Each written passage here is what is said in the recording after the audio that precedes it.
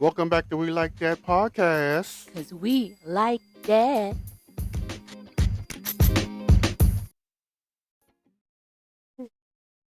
I'm Joe. And I'm Calvin. I'm yawning. World prestige worldwide. I wish we had our button music, but somebody recorded over it. What button? Which one? The one you deleted. Which one? The rave music. This one? That's not it. Why is it pop? That was much louder. Okay. DJ.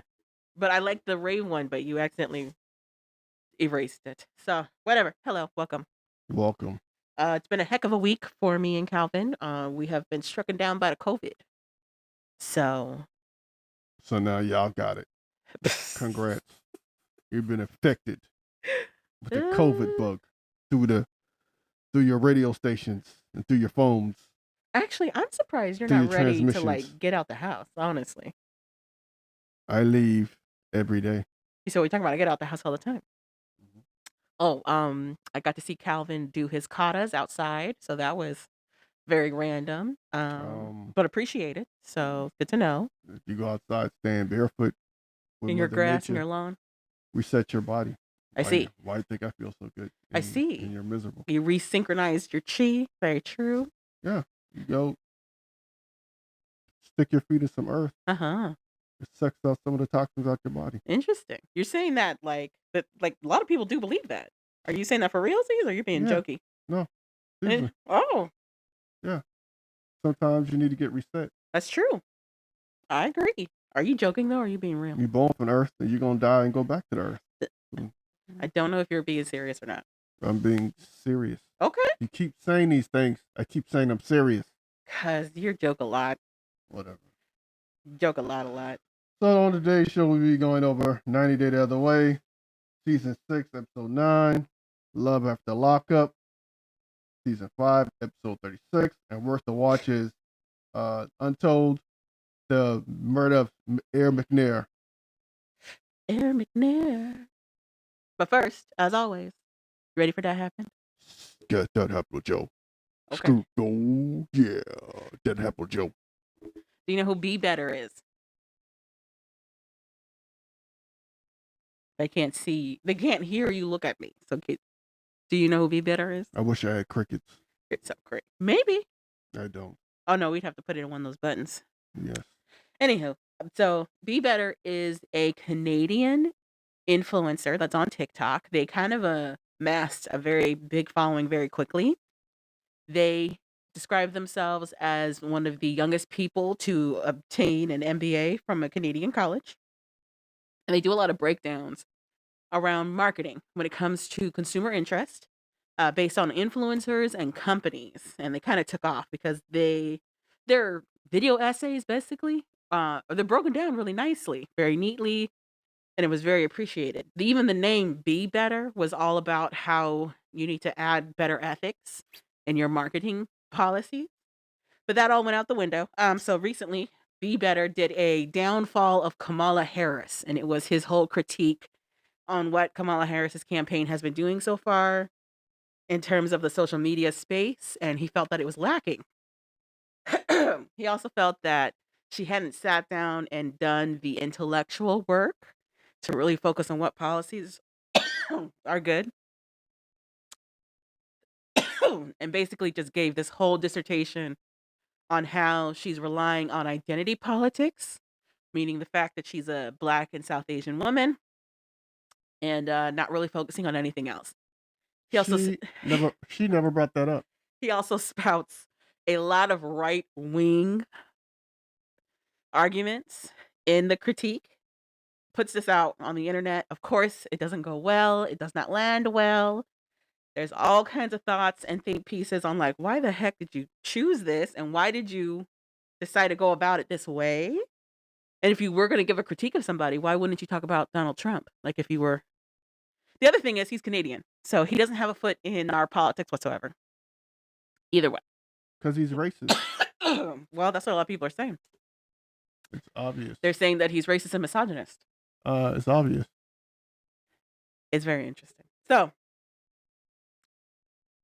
at first he doubled down on it. Like in the comments, he was like, "Whatever, you guys just don't want to hear the truth." Blah blah blah blah blah. What truth? Number one, she never brought up her ethnicity. That's so true. He did. Donald Trump did.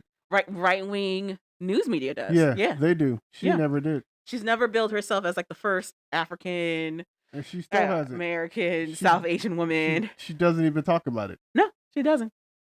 So it's not her. He's like, well, her policies aren't clear, and he based this on her website, and it's like, yeah, on her website, they wouldn't go in depth on her policies because she's literally campaigning in America.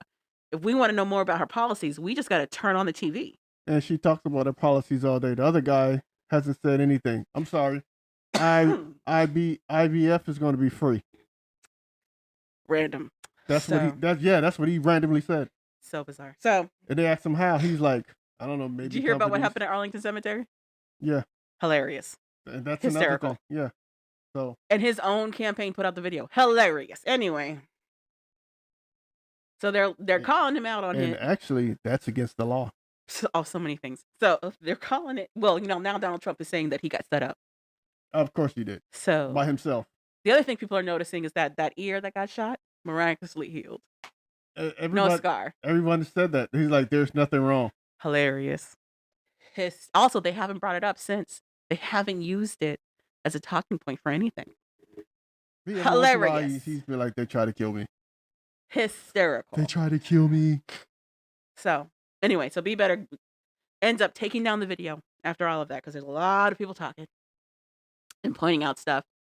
The other thing is the internet never rests. So then it turns out Be Better is a Nepo baby. His father is the CEO and president of some major manufacturing company that actually got a lot of funding from Trump when he was president. There's this whole thing of like how he got funded by Trump. Also people pointing out that he never said anything bad against Trump. Also people pointing out that like for him to have an MBA, the time period is not matching up. Apparently, in order for you to get an MBA, you have to have at least 5 years experience in your field to apply for one. And he got his MBA after he graduated undergrad. So that's not enough time at all. And then people were looking at his LinkedIn and they could see that he worked for his father. So it became very evident. He became the youngest person to hold an MBA because his father pulled a lot of strings. So yeah. And then he put out an apology video and said that he thought he was putting out something that was going to help the Kamala campaign because that's who he would have voted for. Again, he's Canadian. He can't vote. He understands that it was short-sighted. He understands that he did not do his research well enough, and he gave an apology. Now there's conversation that all of this could have just been rage bait, for him to use later down the line to get his inevitable scandal out of the way so he can move forward doing whatever else. What scandal? The video he put up. Whatever. So another talking point he's repeated over and over is that most social media influencers are going to have a scandal. So you better prepare for how you're going to handle that. It needs to be ethical. It needs to be genuine. All of that stuff. So people are like, oh, maybe this is his way to circumvent that. Like, get it out of the way now. Sure. Whatever. Who's next? Next. There's a lot of conversation online about Guardian caps being introduced into football. Do you know what those are? No. They're some kind of like padded material that goes on over the helmet. Right now, NFL mandates that they have to use it in practice, but there's some people that are using it in game, and it's causing a lot of conversation because there's some fans that aren't for it. They feel like it takes away from the history of the game. Meanwhile, there's a lot of players that are for it because it helps, First of all, slow down cranial injury. First of all, why would I care what somebody who's sitting in the stands is saying about me when I got on my head? At the end of the day, you're not running into a wall every day. For real. So your opinion is null and void to me. You see it? Yeah. You see them? I've seen those before. Yeah. Okay, yeah, that's what they are. So what? I don't care. Your outrage means nothing to me. I'm still gonna get paid regardless if you're there or not. Well, it's prohibiting. So some players don't want to do it because they don't want to deal with the backlash. Then don't do it. I feel like they should. In my opinion, I feel like they should. I don't care. If you want to have brain aneurysms and be brain dead because you want to impress people in the stands who not gonna give a shit about you when you retire, then knock yourself out. I mean, you're not wrong. You're not wrong. Then knock yourself out. I don't care. At the end of the day, you know what? I don't have debates with people who sit down in the stands who've never been on the floor or been in the field. I don't argue sports with them. Right. Because they civilians. Exactly. Yeah. It's a wasted argument. Because they're gonna tell you something that they think, and they're gonna tell you what you should do without ever playing the sport or being out there having to deal with the stuff. You're gonna tell me I shouldn't wear a padded hair because it makes you mad because you can't see the logo of the team on my helmet, but you're not the one running into another person at 20 miles per hour. Ooh, like every day. 200, 300 pound person every day. Exactly. So, but yeah, I mean, for a lot of players so far, they're like, it's a no brainer. I'm going to put the padding on. I want to be able to have memory. I want to be able to know where I'm at. I want to be able to walk away from my career with this, with like my head intact and not have to worry about contusions and concussions on a regular basis. But some players are like, they're not saying that they're hesitant because of fan reaction, but it's very heavily implied that they're like, look, I respect the game. I respect the history. At the end of the day, these people who care, the fans don't buy their jerseys anyway. True. So it don't even matter. True. If you're offensive lineman who doesn't want to wear it because you think the fans it's going to turn off the fans, no one's buying your jersey. So who cares? Apparently, some of the sentiment is that they look like they're handicapped, like those safety helmets for kids. They're saying that it looks like that. Well, people are like, so. Well, they keep running in things and they act handicapped when they're done. So what's the difference? Right. Well, the other argument though is that some people are saying that it could help extend the career of their favorite player by being safer. So I just find it very interesting that when it comes to the safety of these players, the NFL is like, well, we won't make it mandatory. We'll make it optional right now. Make it mandatory. They're never gonna make it mandatory. Ugh. So it don't even matter. Ugh. Plausible deniability. I guess. My other thing though is that it's added protection, but it is soft. It's further soft padding. And they said that it, statistically it's shown that it does help. It's decreased a lot of injury. But my thing is like there's got to be more that we could do for these guys. No, there's not. No one cares. Okay. I'm just saying. You think about it. Football's been around how many years? And they still haven't figured out a way to make the pads and the helmet more effective. Apparently, these Guardian caps have been around for a while. NFL just hasn't said yes to it until recently. Those have been around for I don't know how long. But what I'm saying is, I think there's tons of stuff that can help protect these players better. But for whatever reason, professional football has said, no, we're not going to include it. Interesting. So yeah, Guardian caps was the other thing. And then finally, we had the reunion for Love is Blind UK. Wasn't really. It was The Mexico reunion was hilarious. But the UK reunion, we found out Steve and Sabrina broke up. We knew Tom and Maria weren't together. They broke up on their wedding day. Bobby and Jasmine are still together. Ollie and Demi, we knew weren't still together. They also broke up. Freddie and Catherine, we knew broke up as well. They broke up on their wedding day. And Nicole and Benaya are still together. The biggest drops was that Ollie's talking to Charlotte. Charlotte was another contestant in the pods. They didn't really show a lot of. But she was the girl that everybody was like, who is this girl? She looks mad. And apparently in British slang, that's good, meaning she looks outrageously good. Her body is mad. She's straight berserk. Sublime. Those are all these adjectives for Charlotte. And now him and Charlotte, The way the reunion showed it made it sound like they were just talking. But when Demi asked if they were sharing the same man, it became evident that they were doing more than just talking. So then all this stuff came out post reunion. Charlotte and Ollie definitely moved forward in some kind of dating capacity. Apparently, it's a situationship. I don't know what these words mean. I don't know what that means. But they apparently don't have titles for each other just yet. They're not calling each other boyfriend and girlfriend, but they are seeing each other. Demi is not talking to anybody from the pods. It's heavily implied that all of the friendships they had on the show were just for the show, not for real life. She's not talking to Jasmine anymore. She's not talking to a lot of the girls. On Jasmine's end, she is sad that they're no longer friends.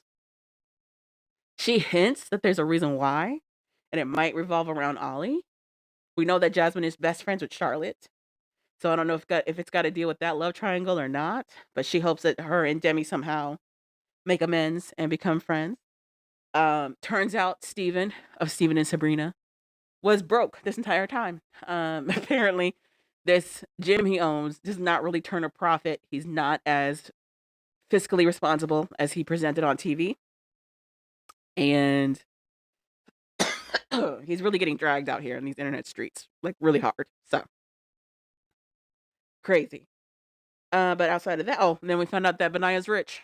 Everybody thought he was homeless. They were making fun of this man, saying that he was homeless, but he's rich. So, of course, surprise to everybody. Of course, the one dude that's pretends to be poor would be the rich one.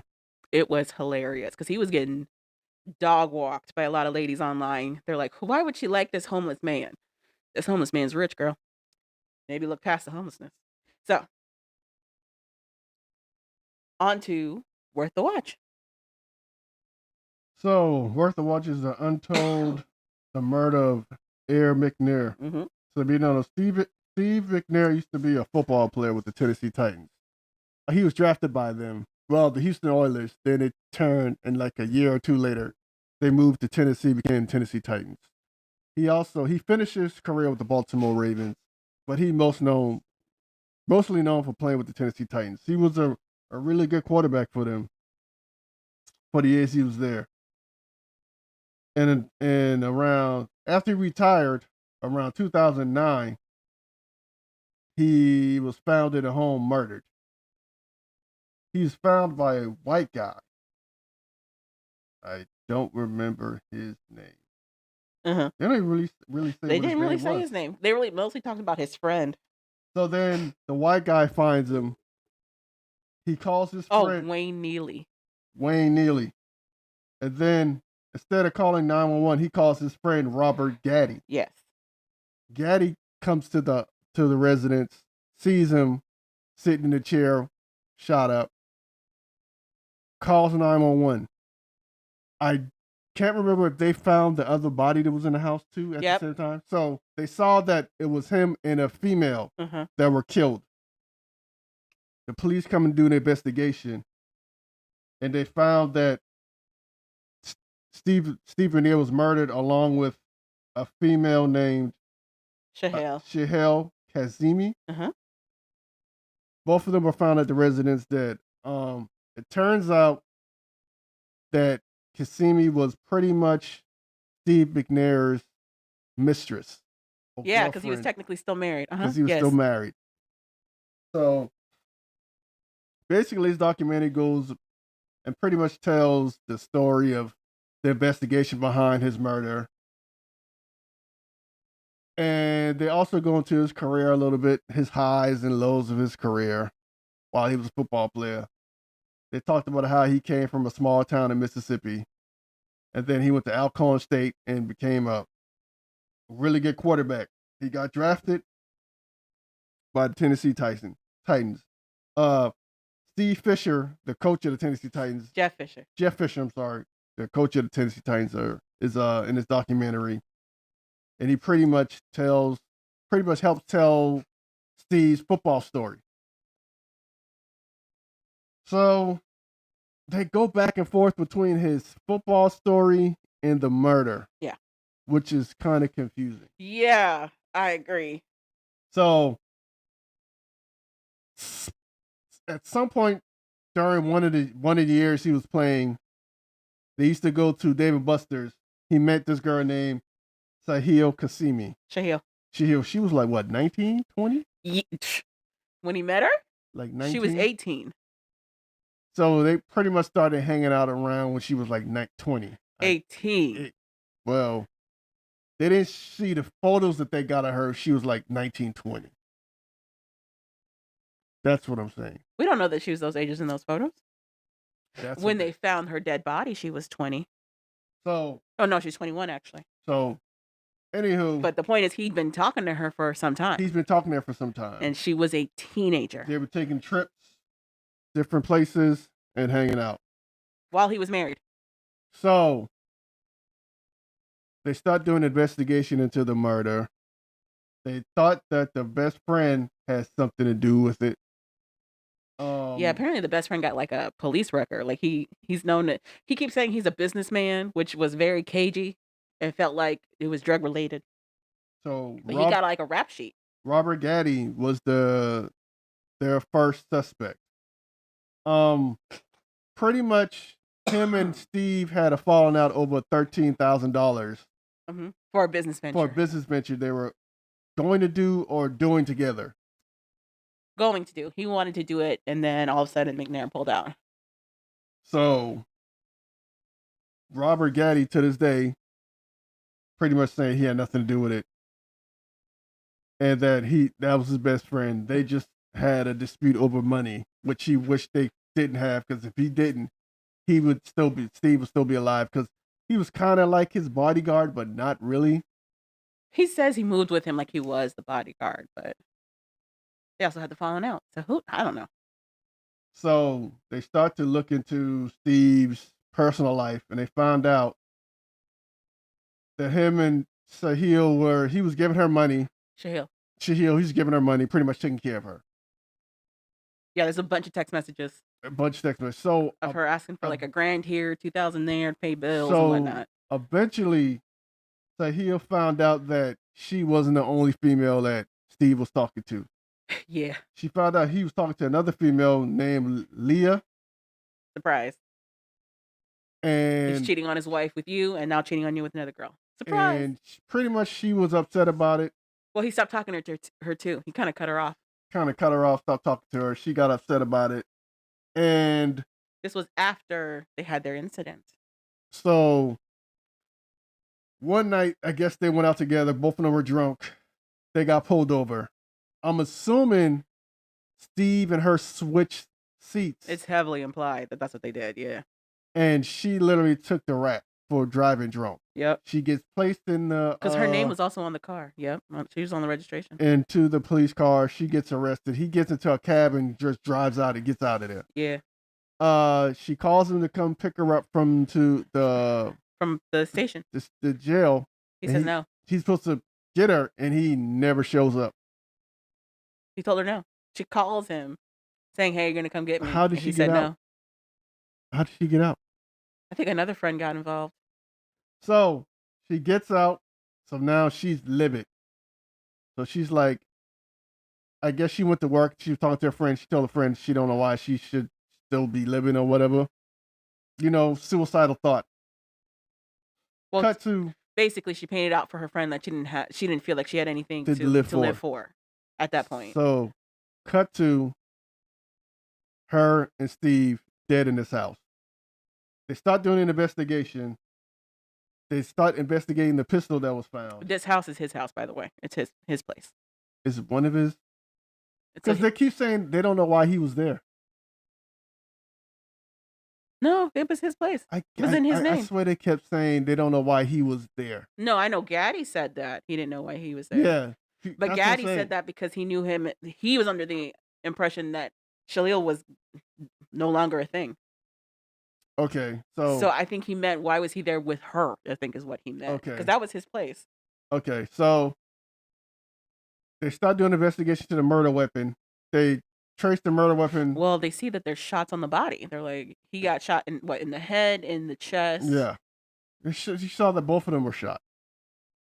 But he had more. He had multiple more shots. Wounds. Yeah, so they found the murder weapon at the scene. They started to trace back the murder weapon and who the owner was. The owner, it came back to Adrian Gillum. Uh-huh. They tracked Adrian Gillum down. They asked him, do you know where your gun is? He was like, oh yeah, I sold it. And they said, who'd you sell it to? He's like, I don't know. He said some girl.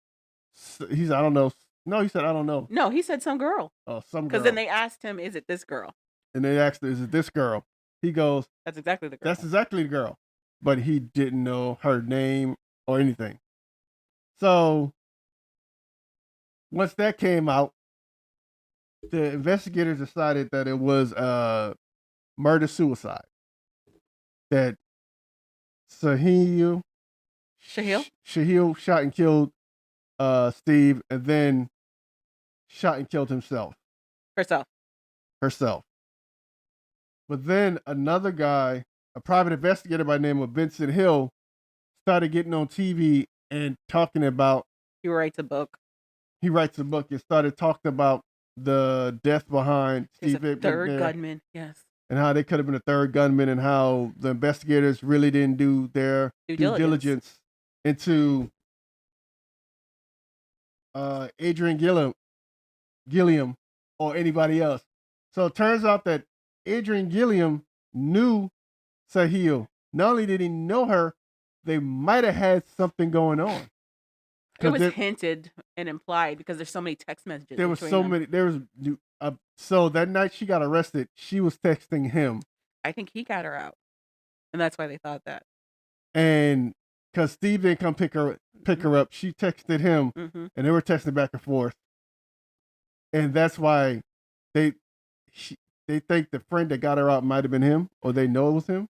They don't know it was him. He didn't admit to anything. So they kind of think it was him that got her out. And the text messages were kind of like, it was a lot. 200. There's 200 calls and texts. It seems like they were like in a relationship almost, or trying to start something. It's all implied though. There's nothing concrete. But pretty much it's what they were trying to. This guy was trying to make it out sound like that. Sahil being angry at Steve got Adrian to bail her out. And told Adrian she would probably give him the money back, and Steve would give her the money to give him back. And when Steve refused to give her the money, they went to his house, and it ended up in Steve being murdered. Oh, why her? If that was what their plan was, why murder her too? I don't think it was a plan to murder him. I think they went there to get the money. He refused to get the money. I think he probably tried to intimidate them with the gun. And they probably... Adrian tried to intimidate them? Yeah. Okay. Steve with the gun or something. So why kill Kazemi? Why kill Shahil? Because she's a witness. But like they just said, everything traces back to him. That doesn't seem very smart. But it didn't stick. Because they assumed she killed him. Well, because she only had one, and it was a self-inflicted wound, from what they could see. And Adrian Gilliam could prove that he wasn't there at the scene. He was elsewhere. So he also was never a prime suspect for the police. So yeah. But at the same time too, we don't know that because they really didn't investigate him. But we don't know that either because this is coming from Vincent Gill, who is a self-proclaimed investigator. He doesn't have a license. Investigator. So he doesn't have a license to practice whatsoever. And then he made a book about his assumptions. So, but basically, they just assumed it was a murder-suicide by Sahil of love, I guess. I guess it's like over love and anger. Love gone wrong. Yeah. And that's pretty much the Untold, the murder of Aaron McNair. Pretty much. Apparently, this documentary got a lot of heat. A lot of people felt like it didn't share anything new. Apparently, with the story regarding McNair, it just kind of reiterated stuff that people already know. I didn't know anything, so this worked fine for me. Me neither. There you go. My takeaway from this is that I think the police did their investigation enough to the point where they felt satisfied that she was the murderer. because I understand where that Vincent guy is coming from. That Adrian guy, it's a lot to sell your gun and say, It's more sensationalized if you go the Adrian route. but if you think about it, he sells his gun. The gun's there at the scene. They didn't track the gun to him as a gun owner. They tracked him from the pawn shop. He bought it from a pawn shop. Yeah. So they tracked it. So he was the owner of the gun. They tracked it back to who's the owner of the gun. They tracked it back to the pawn shop. Who bought this gun? Boom. But my thing is, usually they can check by the serial number who it's registered to, and that's not the route they took. They end up having to go through the pawn shop. Yeah.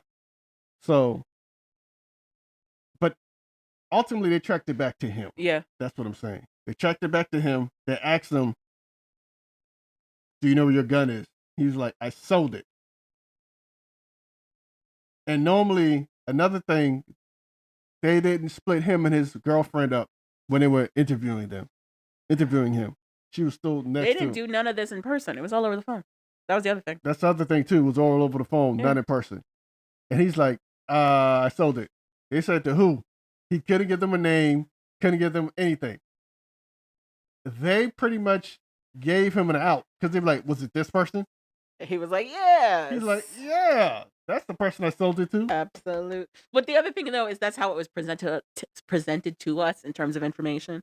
And the person who gives us that information is Vincent. Oh. So. Then you come out and you see all the text messages between him and Sahil. Uh-huh. Which, honestly. And it's her asking for money again. So, yeah. Yeah, so, honestly, I can see where she probably called Steve over to the house. That dude was hiding. And they tried to strong arm him for money. And didn't go the way. I'm just saying, I could see that happening. And it goes left. He ends up shooting him. Mm. She's a witness. Shoot her. But if he shoots her, that's not a self-inflicted wound. And if he ordered her to shoot herself, how did he do that? I think they just assumed because it was two bodies and the gun was there. The mortuary guy is the one who told them. The guy's I forget what they call them. The guy who studies the bodies. The dude to do the autopsies? Yeah, the guy who does autopsies. What the fuck they call? Me either. I can't think of it right now at all. I'm drawing a blank. But he's the one that determined that this was a self-inflicted wound. It wasn't the cops. Okay, cool. So, but what I'm saying is, it's a lot of open theories because who knows? But ultimately, they pretty much, like I said in the beginning, they said it was a suicide murder. Yeah. So my takeaway from this was, I didn't like how this one wasn't as succinct as the other ones were. The documentary as a whole. Yeah, okay. Because they started off with the murder. Yeah.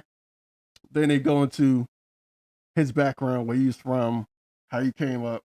They don't start it like that, though. We go straight into the murder. That's what I'm saying. They go straight into the murder, and then we go. They don't even give us the background on him until much later into the documentary. We see him playing ball. We see what his relationship is like with his coach. Well, we see that they almost made it to the playoffs and whatever. And then they go back and talk about his childhood. They start off with the murder, and then they go into his football career. And then throughout his football career, they go back to his college days. And then they talk about where he's from. And then they briefly talk about the girl. Yeah, they're more focused on how he almost made it to the Super Bowl. And then they come back to the murder, the things surrounding the murder, the investigators. Then they talk to teammates about the season, how he was during one of the season where they made it to the Super Bowl. And then they go back to one of the detectives, Charles Robinson. And then they go talk to journalists, investigators, and then they go through him and that girl's love life a little bit. And then they go back to the murder, the investigation. It was just like nothing. It was just like It wasn't 1, 2, murder. 3. Yeah. Then we're gonna give you a little background of their relationship. And then they didn't even jump to the relationship. They were like murder. Did you know he played football? Then a little bit more murder. And then we might He almost made it to the Super Bowl. Background of the relationship. And then Did you know what he was like as a kid? It was very random. And then murder. Let's go to the friend. We think the friend might have had something to do with it. The friend trying to explain himself on why he didn't call the police at first. Oh no, that was a white guy. The white guy is the one who didn't call the police at first. And they interview him why he didn't call the police at first. They wanted to know why the black guy left the scene. That's what they wanted. And the black guy got there, then left the scene, and then called the police. And he had a gun in his car. So it wasn't. It's all over the place. Yeah, you can follow really good because I was like, once I get into the murder, they start talking about his football career. I'm like, I kind of know his football career. I don't care. And then I lose interest, and then all of a sudden, you don't even know you're back. They talk about the murder again. You don't even know. So that was my issue. My only issue with the documentary. My issue was how dismissive everybody was that he was dating a teenager as a man in his 30s. As a man in his mid-30s, this dude was romancing an 18-year-old and kept a 3 to 4 year relationship with this girl before just dropping her entirely. No one said anything about it. He's cheating on his wife openly with a teenager, and they're just like, well, anywho. Like, no, what? What? I'm not shocked by that. That happens all the damn time when it's somebody who has money doing it. It's gross. But my thing is, they didn't even make it a focal point at all. Like, that wasn't even a focus in the story that he was dating a teenager. They're just like, he was dating some crazy girl. And she lost it. Because she was 19. So in their mind, she's an adult. Disgusting. She's just not able to drink. That's all. She doesn't have life experience. That's all. Insane. I felt my takeaway was like, damn, karma is crazy. That was a crazy turn of events. Why was that karma? Apparently, he had a history of like cheating on girlfriends. He's got 2 kids with 2 different women that are not his wife. Has his wife. Openly cheated on her as well. Gets involved with a teenager. Just so happens that this teenager is the one that takes his life.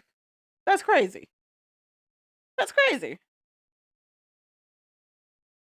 Okay. I don't see it as crazy. Okay. I just see it as par for the course. Par for the course. You don't know when or where death is. And when it's gonna come get you.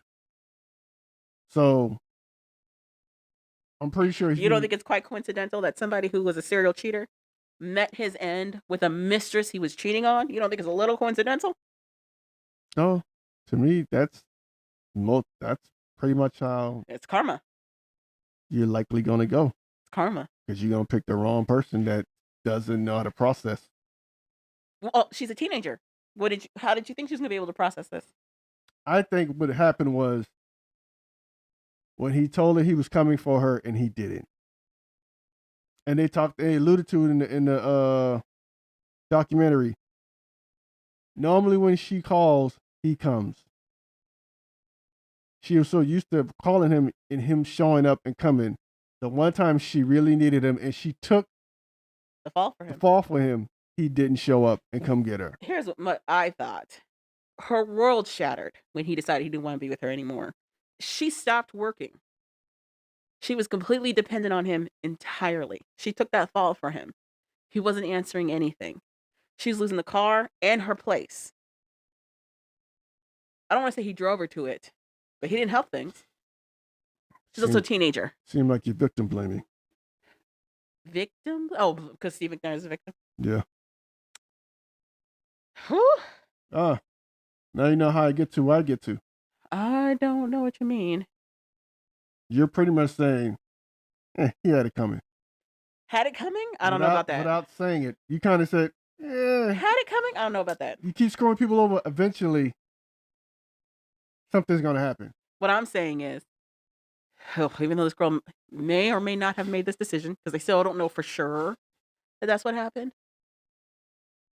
she was put in between a rock and a hard place. with whatever was going on with this guy who was like using women like they were Barbie dolls. So crazy. Does that mean he should lose his life? No.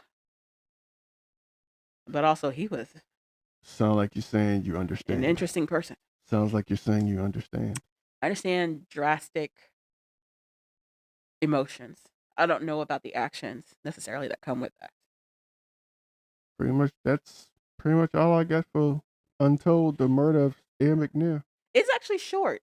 It's not a bad watch. I mean, it's a little all over the place. It's but a quick. It's a not really long. quick watch. Yeah, it's not long. Didn't we stop watching another one? Start watching one? Another documentary Did we? about a murder. I don't know. I don't remember if we did. I know you wanted to watch the Scott Peterson rebuttal. There's another one that's on Netflix. Netflix is pumping them out. Yeah. I want to watch. But we probably talk about that one next week. Okay. But we'll see. So moving on to 90 Day the Other Way, Season 6, Episode 3. You don't want to do Love After Lockup? You want to do 90 Day? We do that last. Are you looking at my notes? Because Yeah. that's not how it is in my notes. Don't we normally do Love After Lockup last? Not necessarily. My notes are exactly the way it was last week. But it's up to you. We can do 90 Day the other way. Let's go Love and Lockup. We can do 90 Day if you want. If that's how it was last week, let's try to keep some cohesion. So it's time for Love After Lockup. Let's just get the debacle of Zariah and Troy out the way. It was a ride. So now they're in church. You want me to do it? You missed half of it. So now they're in church and the gummies are talking. The weed is slowly creeping up to the surface. Listen, the mother said she is high on the CBD and the Lord. Okay? And I guess it's not the Lord that's talking, it's the weed. Well, when she's laughing, it's the weed. But when she's crying, it's the Lord. Javon, it's the weed. She says it's the Lord. She can't tell the difference. She's high as hell. I've not been around somebody who's that high. I don't know if you can flip between being laughy and crying like that. If your emotions are all over the place, yes, you can. From weed? From THC? Yeah. Many questions. Okay. So Troy's worried that his mom, Karen, is going to embarrass Zariah and her family. And she rightfully so. did. Rightfully so. She gets up in the middle of service and says, I can't stay here. Feels like it's dragging on. And she leaves. Just kidding. She's in the parking lot. Which is actually how everybody feels at church at some point. It's dragging on. So, in her defense, that's what happens when you go to black church. She comes right back in, though, to get Troy to come outside with her and laments how church is taking too long. She wants to go home. She wants to change out that dress. So, he's like, I can't leave. This leads me to believe she's never been to church before in her life. No, she has. She just hasn't been in a long time. That's what she kept saying. Why she think it changed? Because you can see it on the internet now? You can watch it from home? I don't know. I don't know why she didn't want to go. This is not a situation what where I'm saying to you, she was like, yeah, let me do it. She didn't want to go, period. I don't understand why she thought it changed, though. I don't think she thought it changed. I don't think she thought it changed. Maybe she thought she could stick it out. That's what I think. Whatever. But yeah, she tells Troy she wants to leave. Anywho, I don't know why you coming to get me. I didn't invite you here to begin with. Troy's like, try to tag in there. It's almost done. No, if I was Troy, Zariah would have been handling all this. I didn't invite her to be here. Because I knew this was coming. Karen goes from sad to mad to laughing and then sends Troy away. Azael comes out, who is Zariah's son, and he tries to get Karen to come back in because she's supposed to be meeting his grandparents. She tells him no. Zariah's father is talking to her after the sermon, and she's like, yeah, Karen, she was going through different fits of emotion. She's outside. She couldn't stay in the church. And her father's like, well, the word will do that to you sometimes. I preach. He very much believes it's because the spirit got to her. Come on in. Let me tell you what the good Lord gonna do for you today. And all that stuff, and I'm like, sir, you're not doing anything. Was he doing that? Okay, anyway. You doing all this shaking and dancing. I got a word for you. It's called grace. my son-in-law in the pew. Don't worry. No matter what you did in your past, don't mean nothing now. Cause your future starts now. Cause God got you. We got you. Oh, that's what you get. That is what you get. Praise go up. That's what you Blessings get. come down. Doing the most. Doing the absolute most. Why won't you just come? My mic is off. He wrecked everything. So. Your mic's not off. Okay, guys. We'll find out when we hear this. Yeah, we'll find out. Because my volume all of a sudden is very down. Anywho. My bad. I got carried away. The word got me. Goodness gracious. Anywho. So Zariah drags her parents out to the parking lot to meet Karen. Karen's like, I'm not meeting these parents. But surprise. They're out there. And they're like, oh, lovely to meet you, Karen. And she's like, I'm not ready to meet y'all. I feel exposed. This is too much. And to be fair to her, it is. It's a lot. She just has met up with her son again after years. After years. She's meeting up with her son, his new wife, their son, and now her parents. This is a lot in a weekend. This is a lot. But Zariah doesn't care. So Zariah is upset that Karen's acting the way that she's acting. Because of course. But Zariah's parents are chill. They're like, listen, we understand that you can be overwhelmed. This is a little much for y'all. We get it. That's fine. And I know I preached a sermon today, Lord. Yes, I did. Jesus. They're like, we're not going to hold anything against you. It was a pleasure to see you anyway. But they're real chill. I give her parents credit. They're really calm. They are. They don't overreact to anything. Nope. They're the same keel. Yep. And I think he knew she was high. He's like, back in my day, I did some things too. You know, I did. But what cracks me up is that they still firmly believe that Troy is going to join the church with them. And Troy's like, that's not the plan. If you say it and you believe it, you have the faith, so shall it be. I guess so. And that's where we ended there. So Zariah and Troy and Karen are about to head back to Buffalo to, I guess, drop off Karen. We'll see how that goes. Troy. He seems chill. He doesn't seem. He deserves an applause. He doesn't seem like a Troy. He deserves. Or not a Troy. He doesn't seem like a True. He's not. They're not even. Stop. Don't even put them in the same sentence. He seems pretty mature and very chill. Don't do that to him. I wouldn't have done anything at the church. I'd have made Zariah get her lazy, stuck up ass up and handle all that stuff. Because at the end of the day, it was her decision to bring his mom there, who he hasn't talked to or seen in years. She made that decision to start this train wreck. She brings her to church. She gets mad at him because his mom is a lot. Yeah. That's not my fault. I told you. Why? I did. I told you. I told you this. So she would have still been mad at me today because I'd have been like, I didn't bring her here. You did. Yeah. That's your problem. I didn't ask for this. That's your problem. You're not gonna help? Sure or not. I can't do nothing. I don't know why you think she's gonna listen to me. Exactly. She knows me as well as she knows you right now. I already told you. I can't get her to put on panties to come to church. So she took 3 CBD gummies before we left. You think I could stop that? What do you think I can stop her now? I slapped the things out of her hand. She picked them up and put them in her mouth. What do you want me to do? That's it. And that's pretty much them. Mm-hmm. I think it's going to end crazy. How? I think his mom. They're going to Buffalo? Yeah. That's where his daughter is. Dun, dun, dun. Oh, yeah, the baby mama. Baby mama. Yeah. Who may or may not still be in love with him, which I feel like, again, is probably for story. Let's see. I think that's going to be crazy.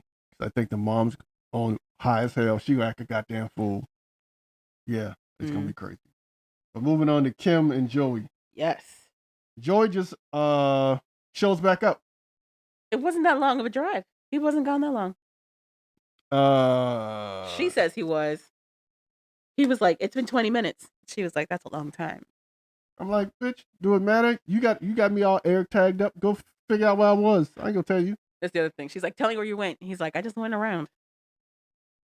And I'm like, why does he have to tell you? You're gonna figure it out anyway. You did figure it out. We watched you pull up the app on your phone and track that truck.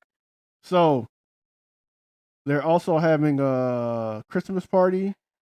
No, it's not a Christmas party. Yeah. It's Christmas Day. They're just having the parents are just coming over to see the kids. She said we're having a Christmas party. Not really. That's what she said. So her mom. No. I mean, his mom and his niece comes over. Yes. And then they hug, they kiss. His niece takes him outside. His niece, who's almost his age, which is hilarious to me. No, she's not his age. She's almost his age. No. He was. He's at least 7 or 8, almost 9 years older than her. She said he went to prison when she was 8. And he says that he went to prison when he was 19. So yeah, they're about 11 years older. Yeah, it's 11 years. But it's not much. It's pretty much the same distance between me and my nephew. I'm just saying, for me, who's used to, like, when you say aunt and uncle, them being like decades older, it was very interesting. Well, if you have a lot of aunts or uncles in your family, at some point your mom and them were pregnant at the same time. I thought that was just a black people thing. I didn't know white people did this too. People with big families, especially back in those times. I guess he doesn't have a big family. It's him and his sister. Joey only has one sister. Well, his sister is older, right? No, his sister's younger. Wait. So she had that baby when she was a teenager. That's what that means. Because his niece is in her 20s now. Okay. Anywho, yeah, whatever. Sure. So Joey's talking to Kim, and like, he's like, your dad's coming? She's like, yeah, my dad's coming. He's like, is he going to punch me in the face? Which Javon doesn't think that's a good question. No, I thought that was a good question. I thought it was fair. Yeah, that's a great question because her dad is still holding a grudge about a goddamn bike. Yeah, that he says got stolen from his garage. Yeah, so that's a real good question by him. Yeah. She's like, why do you ask that? She's the one who's delusional. I don't know. So finally her dad shows up. But back to his niece. Oh, okay. His niece talks to him and says, You really hurt me with your drugs. You really hurt me with your drugs. I found a needle in the bathroom one time. As a kid. And then I gave you $40 to take for like a bus. She thought it was for a bus pass. Bus ticket or a train ticket or something. He took it and got some drugs. Some myths. For $40? Some myths. For $40? You get a bag of weed. You get a nickel bag. I don't know how much meth is. But you get some meth, get some little bit. I'm just saying these are very reasonable drug prices. Get a little cocaine. You get a nice little. Very reasonable drug prices. A little mixture or a little what you call it? Gumbo. Get a nice little gumbo with that. Reasonable drug prices. Yeah. Get a little crystal meth. You would know. You get the cheap stuff. Crack. You would know. Cheap stuff. How would I know? What do you mean? How would you come? You're the one explaining it to me, so you would know. You're the one talking about gumbos. So I've heard. Yeah. So again, you would know. So I've heard. Interesting. I don't talk to drug people. Back to Kim and Joey. I'm a good Christian. The only Christian that never went to church. That's crazy. Because the Lord is everywhere. Okay. Yeah. Okay. Yeah, everywhere. He's in the wood. The one good place. He's in the earth. Yeah, the one good place he is, you never go. That's crazy. He's in the wood and the earth. One place he wants you to be. He's in the air. Go. That's great. Anywho, and that's pretty much Joey and Kim. Pretty much. He proposes. Joey proposes to Kim formally. Oh, I'm sorry. I walked out at some point. I had to go to the bathroom. So what else happened? I thought that was it. Joey proposes to her formally in front of his mom and her dad with a real ring because she's been rocking a band for this whole time. What did his dad say about I know it was supposed to be talking about the bike. What happened? He does take Joey aside to talk about. He hopes that he's gonna do right by Kim, and then goes, "My son knows that you and his cousin stole my bike, so that means his own family was in on this thing to steal the bike." So why am I mad at Joey? He just wants to be. So But Joey sticks by his story that he did not steal the bike. He said, I did a lot of things. Stealing was not one of them. I did lots for cracks. I did Basically. lots for cracks. And the myths. The crystal. Basically. The more crystallized, the better. So, Yum, but yum, yum. Joey's like, I'm on the straight and narrow now. All that stuff I did before, dumb. Not gonna do it again. I didn't steal no bike. The dad's like, all right. I hope, I'm gonna give you this chance and see how you lead with your actions. But then he also tells the camera, I know that man stole that bike. He stole it. And he also thinks Joey's going back to drugs in 3 months. So I guess they get engaged. So Joey and Kim is now engaged. They've been engaged. This was like a formal re-proposal. Okay, cool. So let's skim down to Bianca and Daniel. Okay. So Bianca is pretty much confronts Daniel about his father. She pretty much tells Daniel that his father called her crazy. And he's like, I don't know why he said that. I'll talk to him. I thought it was just an offhanded joke, him being funny. I guess it's the end of the world. Who knows? So she's on a video conference with Daniel, and they're talking. And for some reason, she just can't not drink. So drinking comes up. And she's like, yeah, I just don't want to have to sit there and not be able to drink. If I want to have a bottle of wine and get drunk, I don't want that to trigger you or do anything. And I'm like, you would think a person who's had a traumatic experience with drinking to where she went out with her friend, they got in a crazy accident while both of them were drunk where she almost lost her life. Damn near paralyzed herself. You would think that she would not base her, I guess, having a good time around alcohol anymore. But apparently she can't. She still has to drink. So she's like, I don't want my drinking to trigger you into drinking. I'm like, he's telling her, I don't know, it might, because it's gonna be hard for me not to want to indulge and take part and drink with you. And I'm like, she's like, I don't want to have to not live my life and do whatever. I'm like, you can just find somebody who is not who has an alcohol problem and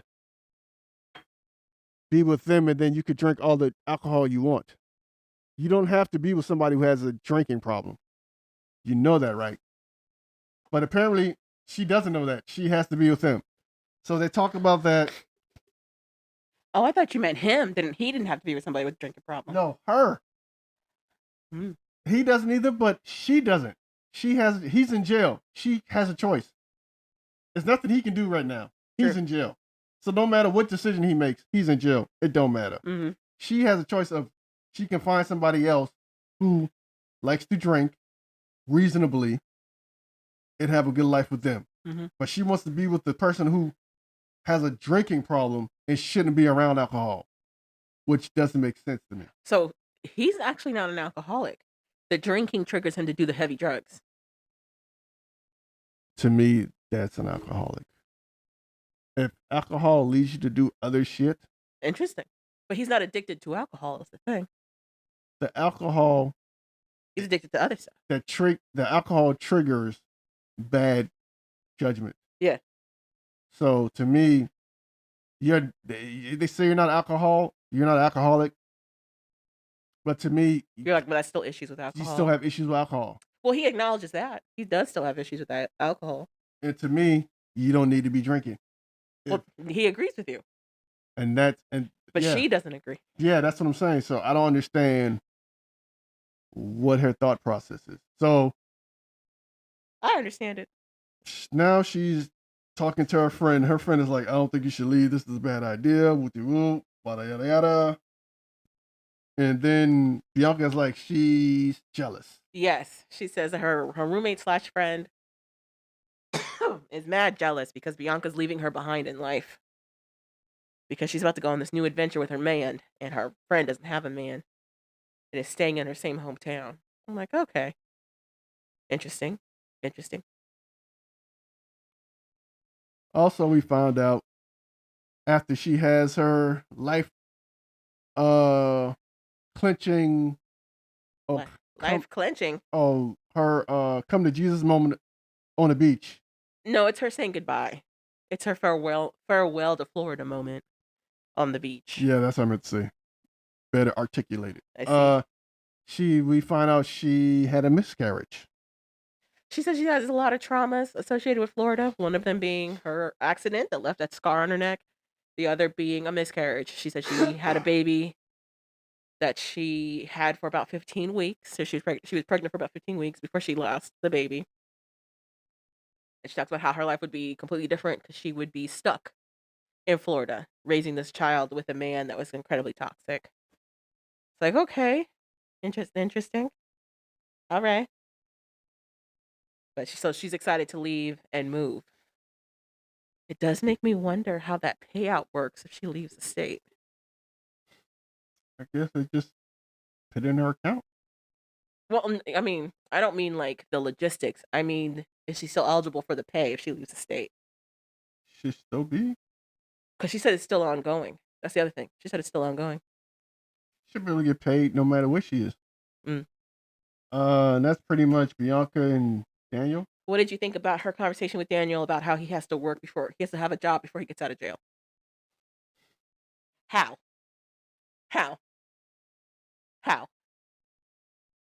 That was insane. She said a lot of insane things. You only got the answer, Sway. She said a lot of insane things, but then she was like, he needs to have a job before he gets out of jail. How? He's like, well, there's going to be a job fair. Job fairs are for you to learn about prospective companies, but also to just get background information. It's very rare that somebody gets hired on the spot at a job fair. Very rare. Unless you got credentials like me. Credentials. You weren't hired at a job fair? God, boy, you just don't let me have anything. What are you talking about? You just gotta tell the people the truth and just always destroy my... What? Whatever. You were headhunted. That's better than being hired at a job fair. I'm confused. Whatever. I'm a baller. Shot caller. Real recognize real. That means absolutely nothing. What was the rest of those lyrics? Baller, shot caller. Want to be a baller, shot caller. 20-inch blades on the Impala. 20-inch Tonight, blades? which is roll tight, not rating. Hit the highway, making money the flyway. There's gotta be a better way, yeah. Make balling. Stop sticking my ends. Let me stop. I don't give y'all them bars. I know that whole damn song. Who sings the song? Little Troy. Oh. That's Texas. Texas. Anyway, we went way off. Well, I didn't. You did. No, I asked about what did you think of Bianca's statement that he has to have a job? Oh. Before he gets out of jail. That's a good wish list. And I'd be like, if I gotta have a job, you gotta not be able to drink. How about that? Right, that's the compromise. That's the compromise. You want me to work all day? You have to not drink all day. Deal? Exactly. Her argument that she's 23, so she shouldn't have to have these restrictions. Also, she feels that those are the moments that he's being overbearing. Him telling her that he wants to keep his sobriety is him being overbearing and controlling. And this is why I said you can go find somebody who you can get drunk with every day. Mm-hmm. You don't have to be with him. Mm-hmm. It was hilarious, hysterical. Her friend is like, him telling you to move to Arizona, buy this place, buy him stuff, that is not problematic. She's like, no. Him telling her she can't drink around him, insane. Maybe this is God's way. Maybe this is God's way of trying to get her to stop drinking. Goodness gracious. Anywho. Who knows? Maybe. She's also 23. He's 31. Anywho.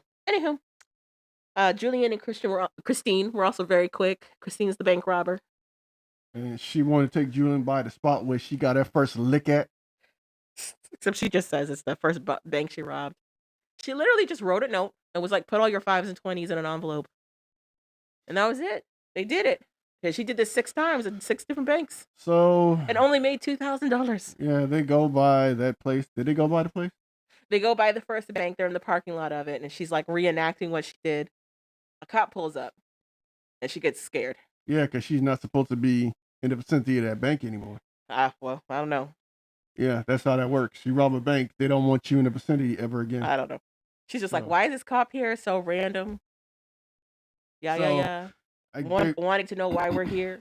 So they make their way down to Annapolis to his townhome. He gives her the keys so she can open the door and let herself in. They get in. She's happy. They get upstairs and he tells her, yeah, you can't come out when my boys are around until I tell them about it. Kids. I said boys. You did. Yeah. But you make it sound like those are friends.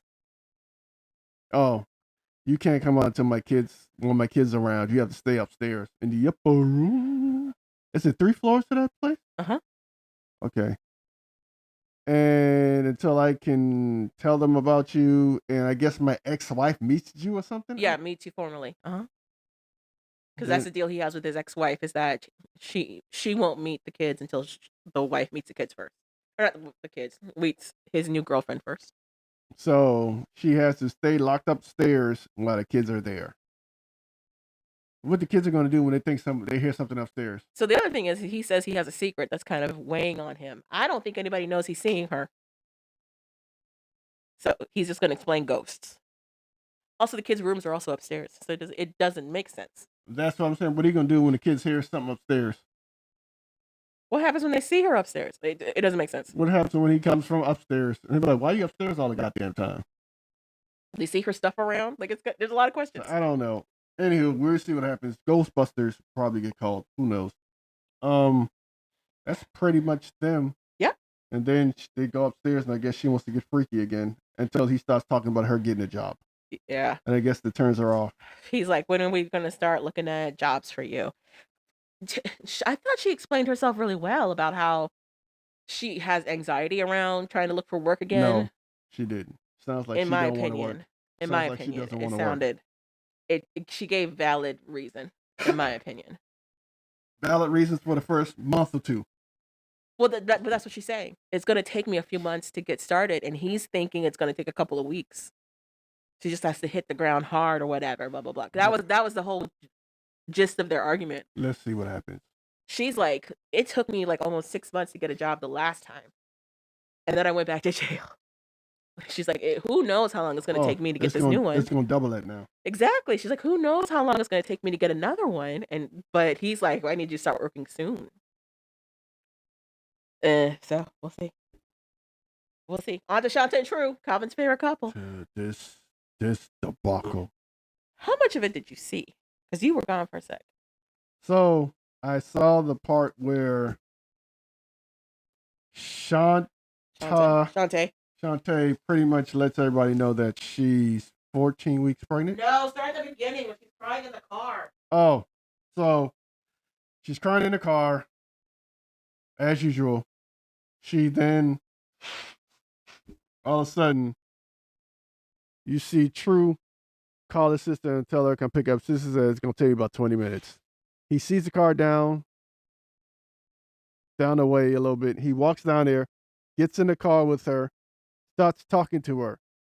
This is where now it's just mental and emotional mind games now.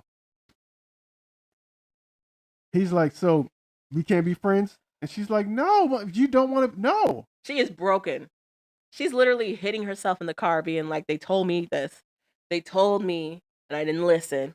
Well, still kind of didn't. Production stopped her and was like, you can't drive and be crying this hard, girl. You got to take a break. So. And then, he comes over and goes, what's wrong? We can't just be friends. Then he goes. Get out of my car. Hits her with the RL. We can't be friends. You said the RL? Yeah. RL and what's her face? Oh, God. I can't remember the female's name. Deborah Cox. Who's RL? Oh God, what's the name of it? Next. He's the lead singer for Next. His name is RL? Yeah. Interesting. And he hit it with the now they doing the Deborah Cox and RL song, We Can't Be Friends. She should have did Deborah Cox. How did you get here? Nobody's supposed to be here. Well, bitch, you're just up the street. I can walk. I can still see the car. But you told me you were done. So what? Why would you do this? Why would you even come over? I ain't got nothing else to do. Apparently. That's pretty much what it was. I ain't got nothing else to do. Apparently. And I feel kind of bad, so. Right. Let me see if I can But I'm going to reframe it as like, you being overreacting right now. So he's like, can we be friends? She's like, no. She gets off the car again. And she's pretty much breaking down again. And that's pretty much end of that scene. She drives off. He also like reasserts that there was never any other females. It was just Shanta, which is not true. We literally just saw him flirting up with the friend at the gym. So fast forward. 14 weeks later. She's back. She's not back. She's in her hometown. She's in her hometown. She's with her friend who's pregnant. Yes. Going to they're baby shopping. And then she drops the bomb that she's pregnant. With 14 twins. weeks pregnant. Yep. With twins. Yep. And her friends are like, whose baby is this? Lie. How is this possible? And she goes, it's True's. And they go, you are not together. Let's stop calling it True. I'm just calling them Lie. Lies. AKA True. Falsehoods. Yeah. False. But she's like, when we had sex when he first got out 14 weeks ago, that was it. He put all that leftover anger and excitement in me from jail. All of it. And she admits that she was tempted to terminate the pregnancy, but then was like, nah, I've always wanted a big family. She already has 4 kids. She's like, I'm gonna go forward with the pregnancy, but I haven't told True. And this is where being a strong black woman sometimes backfires. Interesting. I get it. You're a strong black woman. Mm-hmm. Sometimes you got to cook while you're ahead. Her friends are like, so you're ready to be a single mom again? And she goes, I won't be a single mom. And they said, what you mean? Yeah. You talking to True? She's like, I haven't told him yet, but they were kind of in touch. They weren't having any kind of in-depth conversations, but they were in touch. Because she calls him up pretty easily and finally tells him what's going on. First, she stalls and is like, give me a life update. He got kicked out of his mama's house. He says the girl that he was flirting with at the gym, the other Shantae. Tisha. AKA Tisha. Told his mom all kinds of lies, which resulted in him getting kicked out. That story doesn't make sense. It doesn't make a lick of sense. So, but okay. Sounds like your mom found some truth and got to tell you get the hell out. This is the same mama who said that when he paroles, she didn't want to take him in anyway. So it's great. So then he said his PO found out that he's not staying at the place he told him he was staying, which presumably was supposed to be Shantae's place. Easily. They probably called her. Is True there? She moved. They could have called herself, but she moved from that place. So they probably called her home and found out he wasn't there. Probably. And she doesn't live there neither. So he's like, oh, he lied. Yeah. Boom. That's how they got him. Or, like I said, they called her looking for him. And they're like, and she felt True don't live with me. I don't even live at that address. True's with his mama. Right. Boom. So they got ways to find it out. I do wonder if they did a drive-by. Because that's all it would really take. And it could have been just a drive-by. So anyway, but yeah, so True is like, he has to meet with his PO about that, and he's kind of hesitant, and then Shanta lets him know, I'm pregnant with twins. They're yours. He goes, are you sure? She goes, yeah, so I was only with you. But, I don't know how much I want you involved. True goes, I'm coming down. She goes, I don't want you here. He goes, I'm coming down. And that's how we end it. Oh, yeah. Sorry. Distracted. Yep, and that's pretty much how they get back together. Let's just call a spade. You think they're getting back together? They're getting back together. Maybe they're just co-parenting. Maybe they're just good co-parents. He's gonna be pounding them dark cheeks. I don't know. Calvin, that is so disrespectful. What? Anywho. He gonna be making pound cake? Okay. You cracked yourself up with that one, didn't you? Yep. You are crazy. You ready for 90 Day the Other Way? Sure. No James and They Natalia. used to call me on my cell phone. I was looking for more Tata, banana chip, debauchery. We didn't get any of that. Debauchery. So Shekinah and Sopper. Why do you say this name like this? That's the only way I can remember how to say it right. Oh my gosh. And then now watch Shekinah. Pretty much, she meets his parents. Well, they meet on their birthday party because apparently Shekinah and Sarper have the same birthday. Mind you, Shekinah was born on September 20th. Sarper was born on the 21st. And they're 2 years apart. But according to Sarper, there's a time difference thing that you have to account for, and therefore they were born the same moment. Yeah. Doesn't make sense. Sure. Anywho, and this is why another reason this shouldn't be together. So many reasons. So they talk. Oh, it's your mask. What? I kept hearing like a sound. It's your mask rubbing against the mic. Anywho, so they're having dinner with his family because they're going to announce that Sarper is supposed to be moving to the U.S. with Shekinah, and the family is not having it. They're not fans of this decision, and they're like, "Well, if he moves over there, does he have the support of your family?" Short answer is no. Her family can't stand him. They think that he's terrible for her. Turns out her sister came to visit and met Sarper in person, and he was an asshole, and she didn't like him. Pretty much, he told her, "Shut your pretty mouth." Basically, that's exactly what he said. He said, "You're pretty, but you need to stop talking." Well, okay. They were like, "How does your daughter feel about this?" And she starts to tear up because apparently her daughter has the same viewpoint. She paints it as her daughter is susceptible to influence by her sisters. But I feel like her daughter's old enough to make up her own decision. Anywho. So now they're like, "Well, you don't even have the support of your own family and you want him to move to the U.S.?" She's like, "Yeah." Fast forward to after the dinner. She's packing up and she's going to a hotel. It's done. It's over. The dog is like, there. Shh. That's why I'm here. She's tearing up. Sarper's like, "We got into a fight.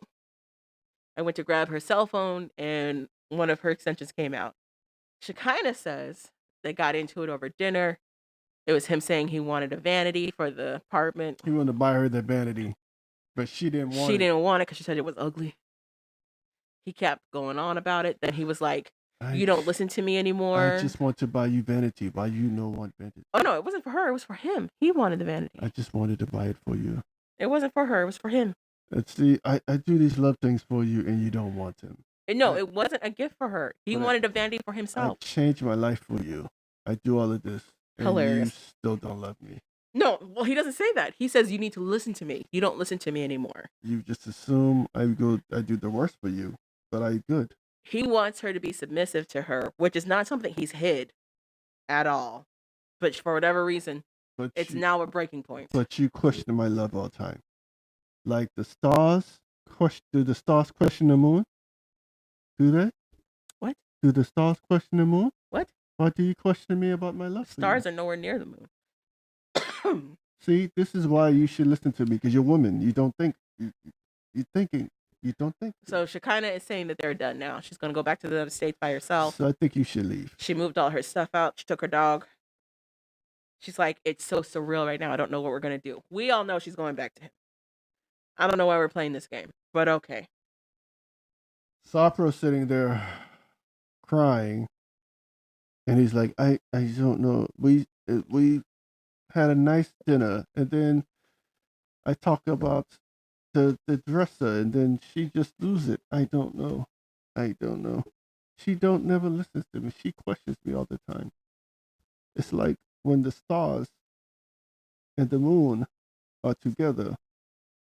Does the sky say why? No, the sky does not say why. The sky just is the sky.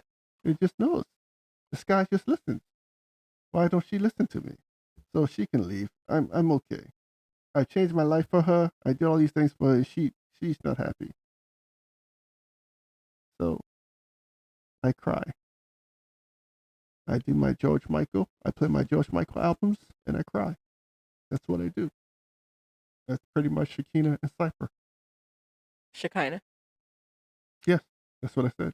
You said Shekinah. That's the Shekinah. She actually has a sister named Shayna. It's hysterical. So Corona and Inky. Iggy, No. Inky, ugly. She finally goes to meet his parents. Yes. They go to his brother's house to meet his parents. Yes.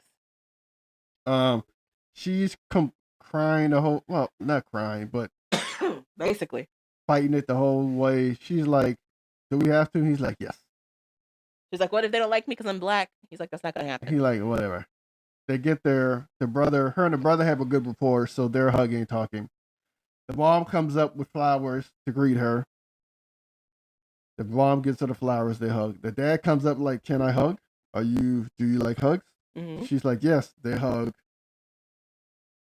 And the mom goes in the kitchen. The mom touches her hair or whatever. Then they sit down to have dinner. They're talking. And this is where I think they didn't have a conversation about their relationship yet.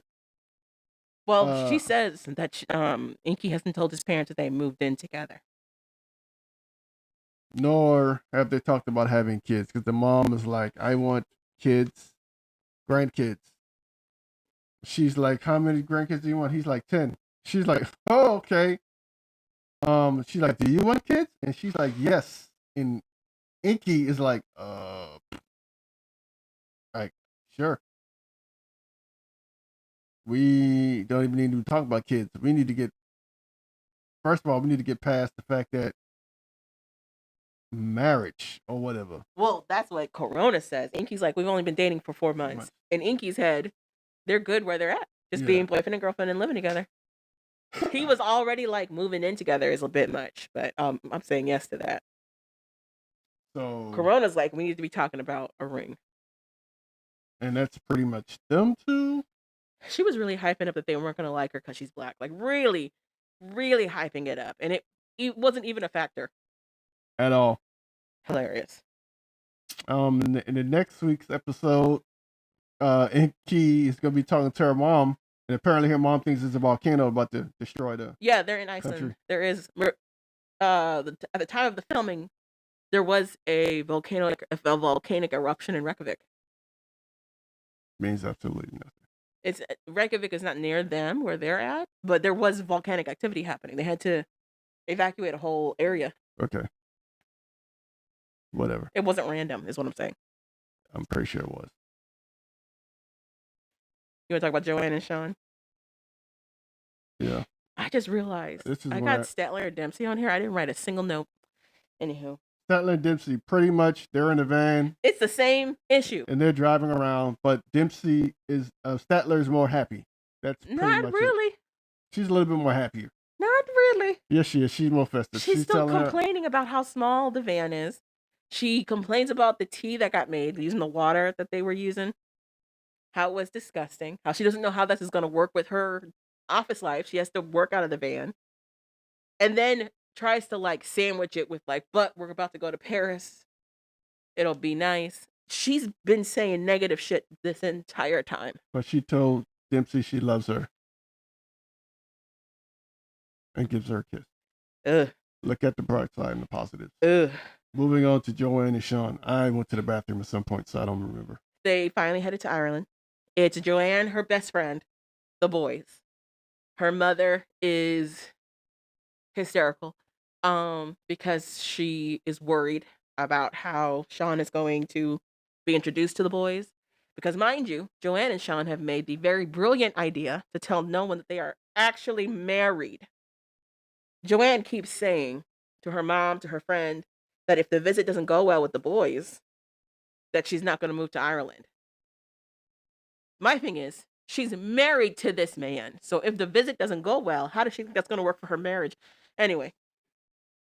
So anywho. Sean is on the way to the airport with his daughter. Yes. And her daughter. Who also doesn't know that he's married to Joanne. He just thinks that Joanne is a friend. She's happy to see Joanne again, I guess. Yes. So they get there, they pick them up, they get back in the car, which I didn't even know was It's a passenger van. A passenger van. I didn't even know. They get in, they're driving back to the place, and that's all I remember. It's awkward as hell. That's what it is. Yeah. It's awkward as heck for everybody in the van. And it's Sean.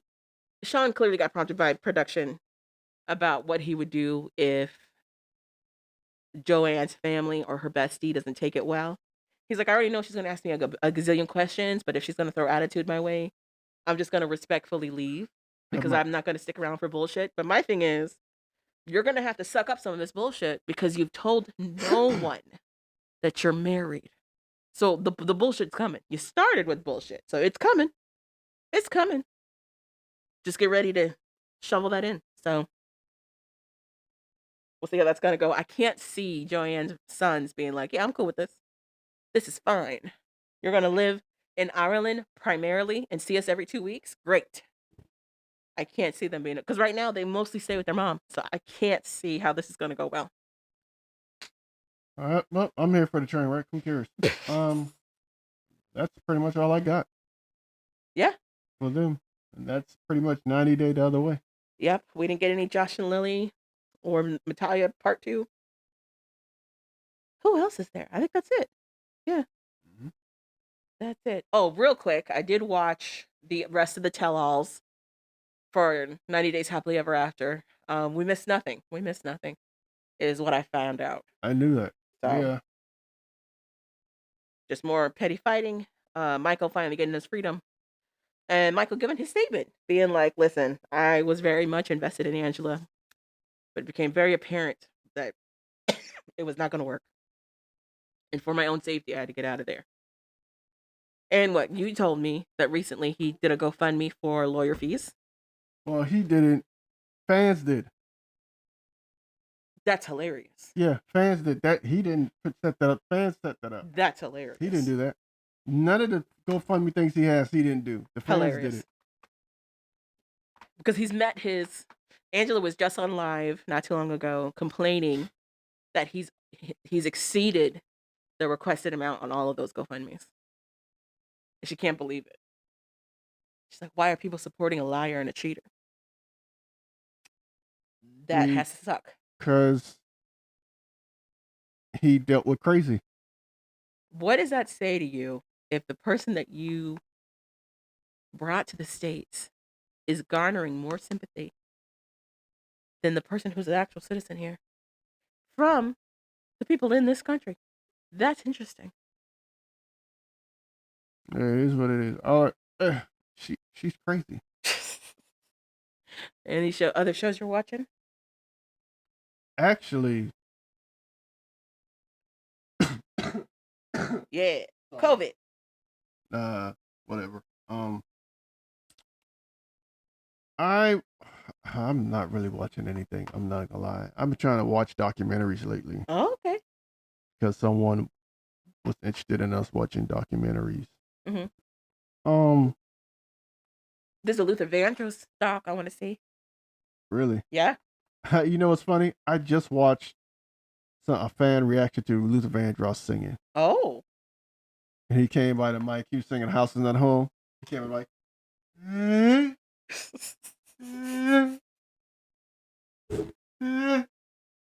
the music playing. Dum dum. He come back. He did it like once or twice. Uh-huh. So yeah, I literally that's crazy. I really just watch a fan reaction to Luther Vandross singing. Mm-hmm. That, and there's about to be a Vince McMahon documentary on Netflix by the same people who did Tiger King. Oh, that shit's gonna be insane. Supposedly, they're going to touch on the current topic of what's going on with his federal investigation. I did not realize the FBI were involved. Yeah. I thought it was just a lawsuit this entire time. No. Hilarious. What it is and how much it's worth. So apparently the FBI went after him in the 90s and he was able to beat it. So my question is, that would be double jeopardy if they're going after him for the same stuff. So clearly they're not going after him for the same stuff. Evidently. No. That also means that he's been on the radar since the 90s. And you said they don't move unless they have like a lot of stuff. Yeah. Already. So he probably got off the first time from a technicality or something from a technicality. So the other thing is FBI's been in hot water about how they treat sexual harassment cases. Yeah. This is bad timing for Vince McMahon. Because now they can make him like a, what do they call it? Poster child? Yeah. He's not going to be one. They're already... You think they're going to make it Sean Diddy Combs? No, they're not going to make it anybody, really. Oh. Because the FBI already done got their face smashed in a couple of times because of that. So they just want to do their job and get the hell out of the way. Interesting. But my thing is, they're getting in trouble for not following through. And now we definitely have two public figures that are in the same hot space. Yeah, it's falling through. But it's more like even just doing an investigation, period. Uh-huh. That's like initiating it. Yeah, just initiating it. Or just like not just saying information or just like whatever. Yeah, being dismissive of it. Okay. Just not just being dismissive. I'm just saying that they have two people right now that they can make like full announcements for. Like, listen, this is a different FBI. Look what we did to these two guys. They're not going to because they don't want it to come back. Interesting. Let's just say the FBI has a good has a track record of punching themselves in the face. So how do you think they're going to treat these cases then, especially with these public figures? They're going to do it and do it right and get whatever they can, get it over with, and move on. Oh, you're saying they're not going to make it a big deal? Nope. Interesting. I kind of want them to. Because if they do, they're not going to, but that doesn't mean the media might not. Oh, I see. But they're not going to because, like I said, they have a good track record of punching themselves in the face. And that's why we're here in the first place, because they were punching themselves in the face, not doing nothing. Well, but I'm going to watch it. I'm going to watch the Vince McMahon documentary. I want to see that Luther Vandross one. I kind of want to see the Sign one. Have you seen the next Untold on Netflix? It's like the Sign Snatcher or something, the Sign Stealer. It's about some dude at a football game who was stealing signs. Oh. Yeah, I like to see that. That sounds stupid. I'm like, why did this make it to ESPN level? What did he do? So I'm gonna watch it. Also wrestling. There's also a lot of documentaries on Netflix that's pretty interesting and good. I've been watching. I really haven't been watching anything. You should watch wrestling with me. I'm good. We could watch the Wrestling Bash in Berlin. Sure. Yeah. Not. Live event. Whatever. Technically, it's going on right now. It might have finished just now. Yeah. But yeah, that's it. I don't have nothing else. I watched a bunch of WWE documentaries about Stone Cold and Roddy Piper and what's his face? He was Cactus Jack and he was Mankind. Cactus Jack, Mankind. But his name is something. That one. Mick Foley. Mick Foley. He is adorable. The person Mick Foley, adorable. I love him. But he was not afraid to get hit. And he was like, yeah, when people saw me bleed and they freaked out, I kind of liked it. I'm like, oh, okay, great. Good to know. He's had so many characters and all of them popped. Yeah. I didn't know he started with Cactus Jack. Yeah, he was Cactus Jack. I think that was WCW. And then he went to ECW. He played some kind of lover boy character. Dude Love. Yes. That was WWF or WWE. WWE was Mankind. Yeah. Dude Love. And Cactus Jack. Cactus Jack made an appearance there too. I didn't realize that Dude Love and Cactus Jack were his early characters from the 70s and 80s when he was doing the independent regional circuits. And then they made their way to WWE, WCW. I had no idea. I didn't know that either until I watched the biography. I need to watch it. It's really good. Yeah, he has like 5 personas. Yeah. And they all were good. Yeah. And they all were like, say something to happen, and then he'll just flip, and then that persona come out, and he's like, "You brought it out of me." So he says he was never good on the mic, but he was good in the ring. Yeah. So that is what helped supplement his career a lot of the time. And everybody that they interviewed that worked with him were all like, he was really good at making his opponent look good. Yeah. It was very interesting. It was an Yeah. interesting take because most of the other biographies are about how like the main No, person was the one that was great on mic Ric and doing all Flair. that. Ric Flair made his opponents look really good too. But Ric Flair was good on the mic. But he was amazing on the mic. Yeah, though. that's what I'm saying. He Mick had- Foley apparently wasn't. He started, to me, he started the charisma. He started the mic. You don't think it was Dusty? Him and Dusty the same thing. They're like the same But era. Dusty was before Rick. They're pretty much to me they're the same era. Well, because that's when you became aware of them. Yeah. That makes sense. So to me, But apparently Dusty was the person who started doing all of that mic stuff, like Yeah. with the rhyming and everything. yeah. That was him. Yeah. But what I'm saying And then is, Rick did his own spin on it, and yeah, it that's worked too. what I'm saying is those two had The bigger presence, you think? all the charisma. Yeah. They back in the day in the 80s, the WCW was WCW or whatever it was. They talked so much. Yeah. They're the only two that really talked. Well, Hulk did. The Hulk was WWF. But he was also WCW. Not until Yeah, he the was. 90s, No, he was WCW in the 80s. 80s. He's the first WrestleMania. The first WrestleMania is Hulk, what's his face? Mr. T and That's Rowdy. That's WWF. No, that's WWF. Yeah, that's WWF. Oh. Yeah. Oh, because WCW is separate. Yeah, that's separate. Gotcha. They're one now, but back then it was two Definitely thought they were the same thing. companies. No, there's two separate companies. Hilarious. But I'm trying to watch. So I'm trying to watch early Hulk matches to try to see how he gained this popularity. Because all I've seen, the only ones I've watched so far are like the late '90s ones, where he's not. I mean, he's still popular, but his moves aren't. It was his, big deals. It was his showmanship. So what does that mean entirely? Like his crowd work? Yeah, crowd work. I see. That's what made Hulk so, and he could talk a little bit, but his showmanship is what made Hulk Hulk. His wrestling is ass. At best. There is this whole argument online about how Macho Man Savage basically made the Hulk. Yes. It is heated, and Yes. I am enjoying it. Yes.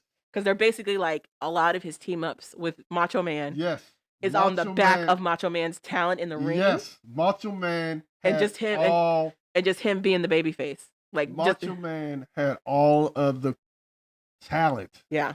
With little charisma. Yeah. Hulk had all the charisma with little talent. I don't know. I In the need to ring. watch the early ones. I'm not saying he didn't know what to do in the ring and how to sell things. He knew he had the showmanship. He knew how to sell things. He knew how to. So apparently the other big deal was he wasn't coming from a wrestling family either. Yeah. Macho Man actually came from a wrestling family. He was like second generation. Okay, yeah. And a lot of other people in wrestling in the 70s and 80s were coming from wrestling families. Yeah, a lot of people. But he didn't. And so that was like part of his big deal of like how he built himself up. Like I said, he had the charisma and the showmanship with little wrestling talent. Apparently he was decent on the mic. Apparently. Yeah, that's what I'm saying. He had charisma. Yeah. He had good crowd. He can work the crowd, but he didn't have that much talent in the ring. He wasn't a high flyer. No. He wasn't agile. They said he didn't have a lot of finishing moves. No, he's just strength. His finishing move is him walking and do a leg drop. That's his finishing move. Listen. He don't run. He walks into a leg drop. I don't know. 2. I need to watch it. Jumps 2 inches in the air, spreads his legs out, and falls on somebody's neck. I need to watch it. That's his finishing Meanwhile, move. Macho Man is flying. Macho Man is He's flying doing all kinds of crazy stuff. out of the ring, flying over the ring, flying elbow drops. They said one of the most legendary matches in wrestling history is Macho Man versus Dragon. Ricky the Dragon Steamboat? Yes. Yeah.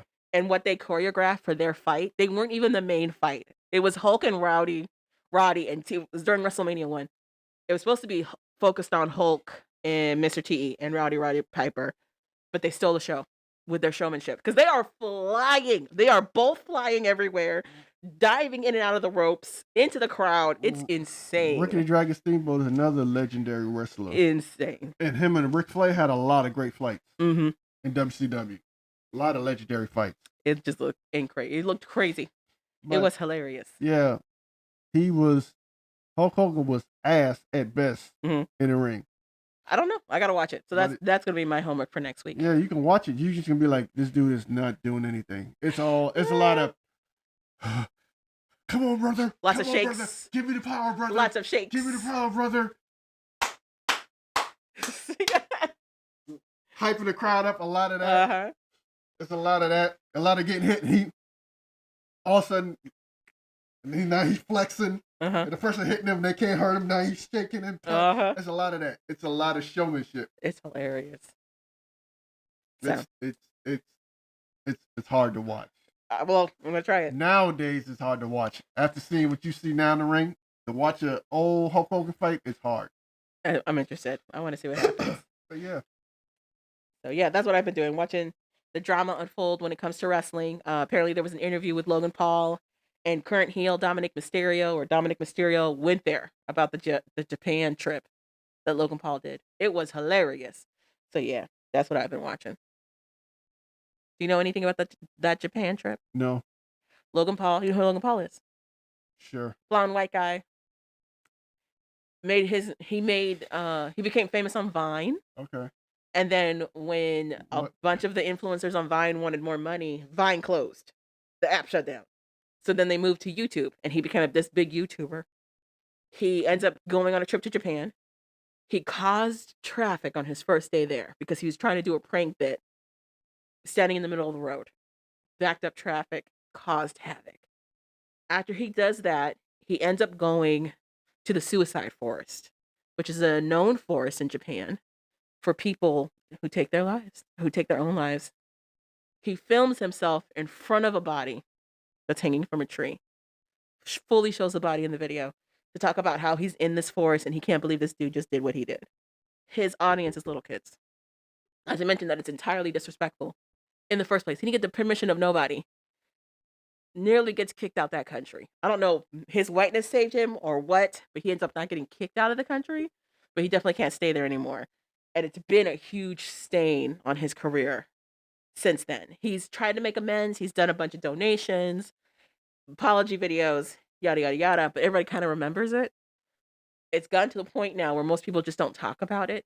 But Dominic Mysterio, Rey Mysterio's son, who's currently a heel, goes there in an interview on Logan Paul's own podcast. It was hilarious. Hysterical. Because Logan Paul got pissed. It was hysterical. Okay. Oh. People are like, it might be a bit for Dominic Mysterio's gimmick. I've been learning words like gimmick, jabroni, hit, what all those mean, bumps. It's been a very interesting time. Okay. That's it. That's all I got. You got anything else? Nope. All right.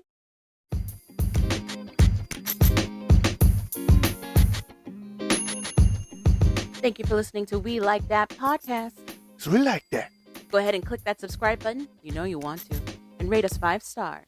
I'm Javon. I'm Calvin. Later, people. And we're out.